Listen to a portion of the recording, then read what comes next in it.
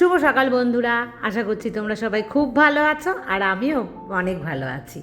আর আজকে সকাল থেকে একদম রাত পর্যন্ত সবটাই শেয়ার করব।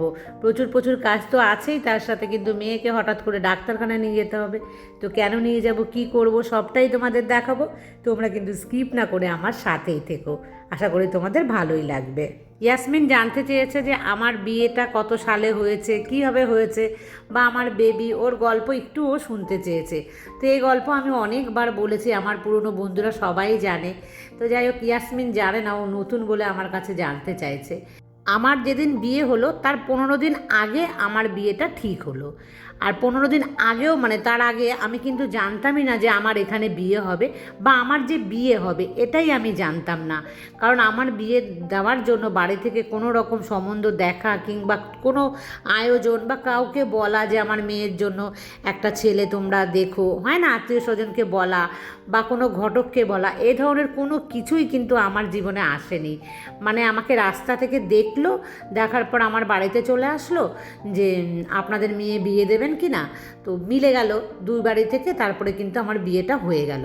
মানে কি হয়েছিল, যারা নতুন তাদের জন্য বলছি, তো পুরোনোরা তোমরা আর একবার শোনো, যেহেতু আমার নতুন বন্ধুরা শুনতে চেয়েছে, আমার তো উচিত তাদেরকে একটু হলেও বলা, তাই আমি বলছি। তো আমার শ্বশুরমশাই জানো তো মেয়ে দেখতে গিয়েছিল আমাদের বাড়ির ওখানেই, একটা মেয়ে দেখেও ছিল আমার হাজব্যান্ডের জন্য। আমার হাজব্যান্ড তখন ছুটিতে এসেছিলো বাড়িতে, আর ওর বিয়ের জন্য চেষ্টাও করছিল বাড়ি থেকে। ওরা 4 ভাই বোন, 2 ভাই 2 বোন, তো 3 জনেরই বিয়ে হয়ে গেছে, ওই বাকি। আর ও চাকরি পাওয়ার প্রায় 9 বছর পরে কিন্তু বিয়ে হয়েছে ওর। তো 9 বছর একটা ছেলে চাকরি পাওয়ার পর কিন্তু থাকে না। তো যাই হোক, ও করেনি বিয়ে, বাড়ির মানে ফিনান্সিয়ালি অবস্থা খারাপ থাকাতে একটু সবাই দাঁড়িয়ে গেছে, তারপরে কিন্তু বিয়ের জন্য চেষ্টা করছে। তো ওদের ওখানেও মেয়েটে দেখা হয়েছিল। শেষমেশ আমাদের ওখানে, মানে আমার বাড়িতে নবদ্বীপ, তো ওখানে কিন্তু মেয়ে রেখেছিল একটা। তো ওই মেয়েও মানে ওদের পছন্দই ছিল, মেয়ে খুব পরিষ্কার। আমি তো খুব পরিষ্কার না, আমি হলাম শ্যামলা। তো ওই মেয়েটা খুব পরিষ্কার, তবে আমার হাজব্যান্ড বলেছে ওই মেয়েটার চোখটা ছিল একটু ঘোলাটে ঘোলাটে, হয় না, ও অনেক পরিষ্কার হলো দেখবে তাদের চোখগুলো ঘোলা ঘোলা হয়। তো আমার হাজব্যান্ডের কিন্তু ওই চোখ পছন্দ ছিল না। কিন্তু তার চাইতেও বেশি ছিল, ওই মেয়ে আমার হাজব্যান্ডকে খুব কড়াভাবে বলেছিল যে বিয়ে হলে আপনি আমাকে কবে নিয়ে যাবেন, হ্যাঁ, কোথায় থাকেন, কি, মানে মেয়ে কথা বলেছিল। তো সেই কারণে ওদের একটুখানি অপছন্দ ছিল ওই মেয়েকে। ভাবলো যে ঠিক আছে, দেখতে থাকি আরও মেয়ে। তো আমাদেরই পাড়াতে, মানে আমার বাপের বাড়ির পাড়াতেই হচ্ছে আমার হাজব্যান্ডের এক, মানে কাকার মেয়ের বিয়ে হয়েছে, ওদের জ্ঞাতি একদম নিজের কিন্তু। তো সেইখানে এসছে, মানে ওই দিদিটার বাড়িতে, ওই দিদিকে, মানে আমার হাজব্যান্ডের ওই দিদিকে কিন্তু আমি কাকিমা বলি। একদম আমাদের বাড়ির, মানে আমার বাপের বাড়ি থেকে 2-3টে বাড়ি মানে আগে, মানে আমাদের বাপের বাড়ি হচ্ছে এরকম গলির ভেতরে। তো গলির একদম মাথায় হচ্ছে ওই কাকিমার বাড়ি। তো ওই সময় কিন্তু আমার হাজব্যান্ডের মানে বাবা, মানে আমার শ্বশুর মশাই ওই বাড়িতে গিয়েছিল মেয়ে দেখার জন্য, যে বলতে তোদের এখানে কোনো মেয়ে টেয়ে আছে কি না। তো থাকলে পরে এক সজাতের মেয়ে, আমার শ্বশুর বাড়িতে কিন্তু কোনো বেজাত নেওয়া হবে না, ওরা সমস্ত মানে 4 ছেলে মেয়ের কিন্তু একদম জাতের মেয়ের সাথেই বিয়ে হয়েছে। আর সেই কারণেই ছোট ছেলেকেও তাদেরই জাতের মেয়ের সাথে বিয়ে দিতে চেয়েছে।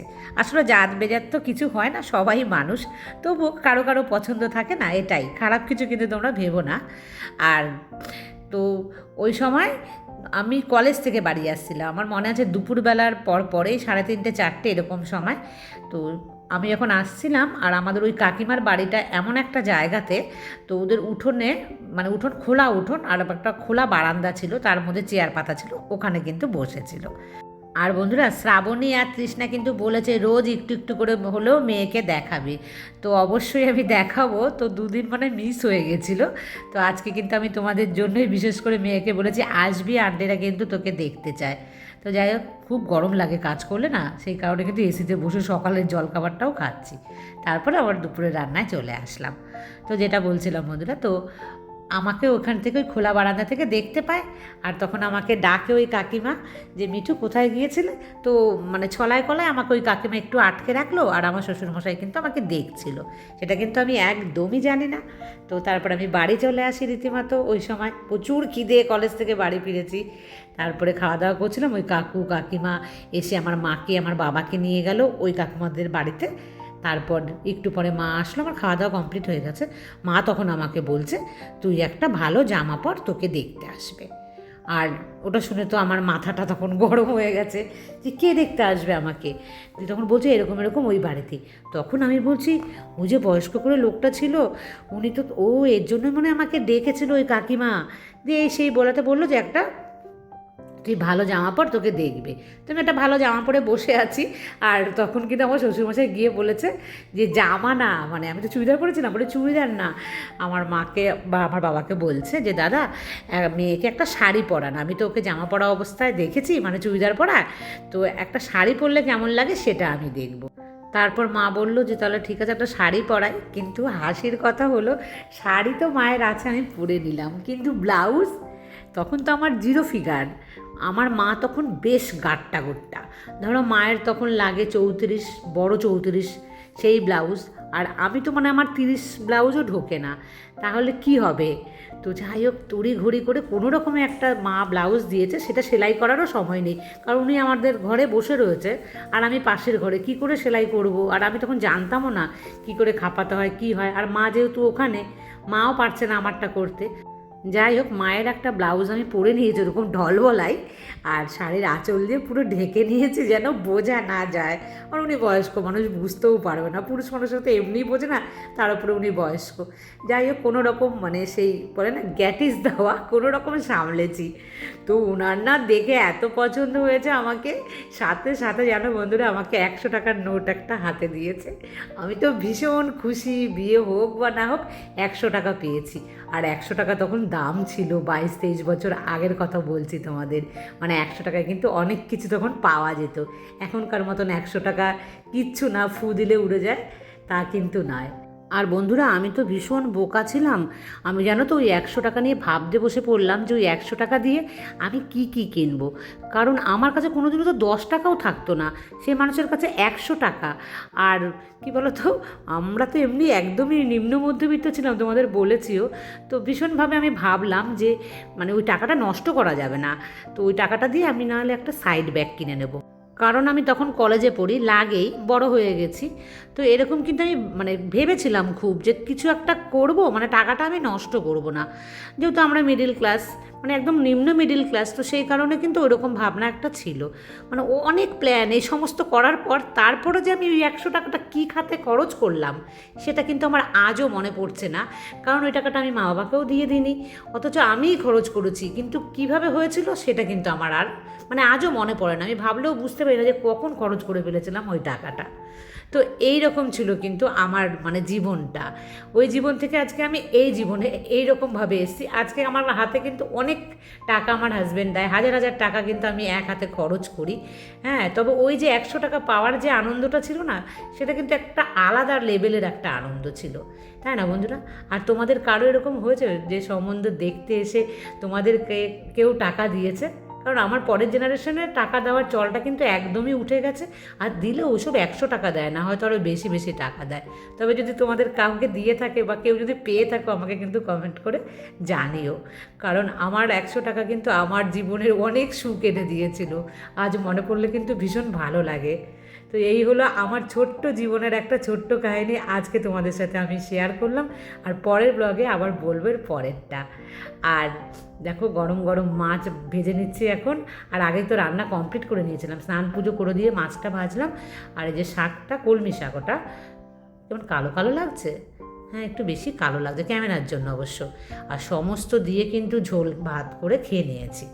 আর এখন দেখো আমি রেডি হচ্ছি, কয়েকদিন ধরে যাবো যাবো করছি, কিন্তু আজকে প্রচুর রোদ, আর এখন বাজে বিকেল হচ্ছে 4টে মতন, এখনই কিন্তু মানে আমি ডক্টর অ্যাপয়েন্টমেন্ট পেয়েছি।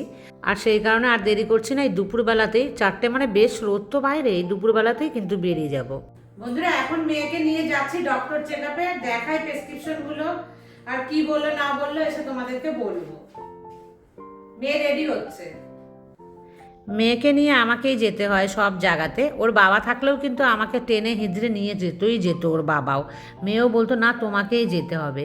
আমি যত কথাই বলি না কেন বন্ধুরা, আমার মেয়ে বা আমার হাজব্যান্ড দুজনাই কিন্তু যে আমার ওপরে বেশি ভরসা করে এই সমস্ত বিষয়ে, ভাবে যে আমি যদি যাই সাথে তাহলে কিন্তু ওরা একটু সাহস পায়। হয়তো আমি কিছুই করতেও তো পারি না, তবুও মেয়ের কাছে তো আমি হবই, যে মা ছাড়া মেয়ে কিছু বোঝে না, কিন্তু আমার হাজব্যান্ডও কিন্তু আমার মানে সাথে করে আমাকে যেতে হবে, যে না তুমি চলো, তুমি বলতে পারবে ভালোভাবে, আমি অত ভালোভাবে বলতে পারি না।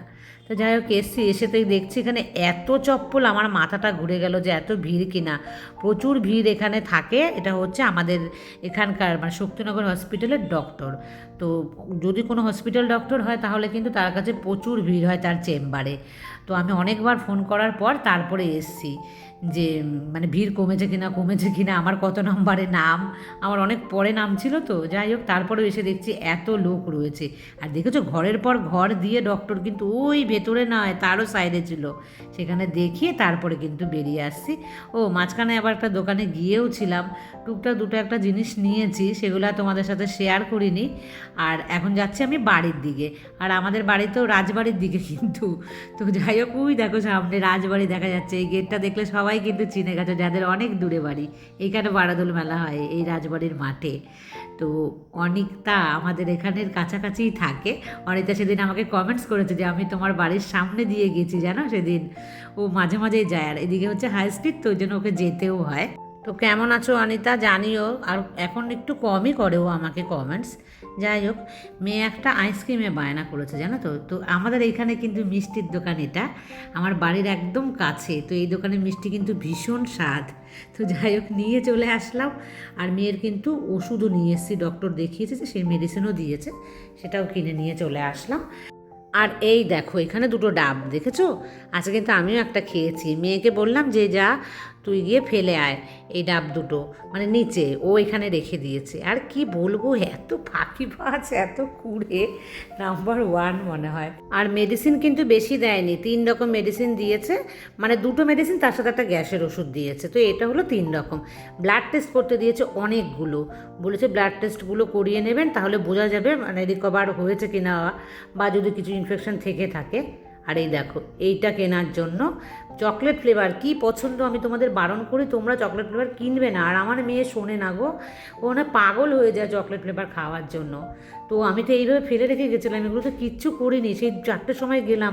আর এখন কটা বাজে, এখন মনে হয় বেজে গেছে, আর এখন প্রায় কিন্তু 7:30 বাজে। আমি 7টার সময় ঘরে ঢুকেছি, কারণ ডক্টরের ওখানে অনেকক্ষণ বসে থাকতে হয়েছিল অত ভিড়ের জন্য। তারপরে মেডিসিন কিনলাম, আবার এই দোকান আর এক দোকান গেলাম, এই করে দেরি হয়ে গেল আর কি। তো যাই হোক বন্ধুরা, আমি এখন হচ্ছে রান্নাঘরটা পরিষ্কার করে নিই। প্রত্যেক দিন কিন্তু এই কাজটা আমাদের অবশ্যই করতে হবে। আমি কিন্তু একদম 99% দিনই চেষ্টা করি পরিষ্কার করে রেখে দেওয়ার জন্য। শ্রাবণা বলেছে আমি নাকি ওর রিপ্লাই দিই না, আমি কিন্তু রিপ্লাই দিই। আর তার সাথে শ্রাবণের নামও আমি এর আগে অনেকবার নিয়েছি। শ্রাবণ হয়তো সেই ব্লগগুলো দেখেনি, আর সেই ব্লগগুলো দেখলেও ও হয়তো আমার রিপ্লাই দেয় না।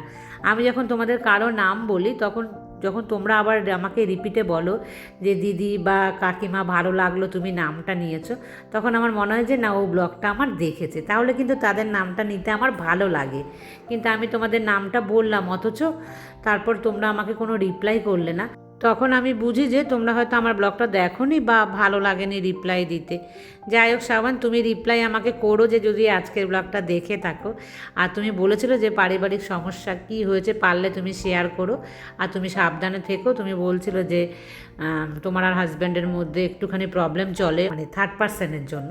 তো যাই হোক থার্ড পার্সনকে বেশি প্রায়োরিটি দিও না, নিজের মতন করে কিন্তু বুদ্ধি করে সংসারটা চালিও, স্বামীকে নিজের করে রাখার সবসময় চেষ্টা করো, আর ভালো থেকো। আর শিউলি বলেছে আমাকে আমি নাকি ওর মায়ের মতন দেখতে। তো এত ভালো লেগেছে এই কথাটা শুনে। আমি তো ওর মায়ের বয়সী, কিন্তু মায়ের মতন দেখতে, মানে একদম মায়েরই মতন। তো এটা আমার কাছে অনেক বড় পাওয়া, যে আমাকে তোমরা এত ভালোবাসা দাও, এত সম্মান দাও। এই সম্মান সত্যি ইউটিউব না করলে পাওয়া যেত না। তো তোমার মায়ের জন্য আমার প্রণাম রইল, ভালোবাসা রইল, মাকে জানিও। আর তুমি সব সময় ভালো থেকো, আর তোমার এই মিষ্টি মিষ্টি কমেন্টস কিন্তু আমাকে করো, কারণ তোমাদের এই মিষ্টি কমেন্টসে আমার কিন্তু মাইন্ড অনেক পজিটিভ হয়, আর আমি নিজে খুব ভালো থাকি। তো ভালো থেকো, অনেক ভালোবাসা রইল তোমার জন্য, মায়ের জন্য, তোমার সন্তানের জন্য। আর বন্ধুরা, সারাদিন ছোটাছুটি কাজ করার পরও কিন্তু রাতের কিচেন পরিষ্কার চাই। প্রচুর হাঁপিয়ে গেছি, তারপরেও কিন্তু সংসারটাকে ভালোবাসি বলে দেখো এত কাজ করতে পারলাম। আর এই যে একটা স্লাইস কেটে নিয়েছি মহারানীকে দেবো বলে। তো আজকের মতন ভিডিওটা আমি এই পর্যন্তই রাখছি, আবার দেখা হবে নেক্সট ব্লগে। ততক্ষণ তোমরা সবাই ভালো থেকো, টাটা।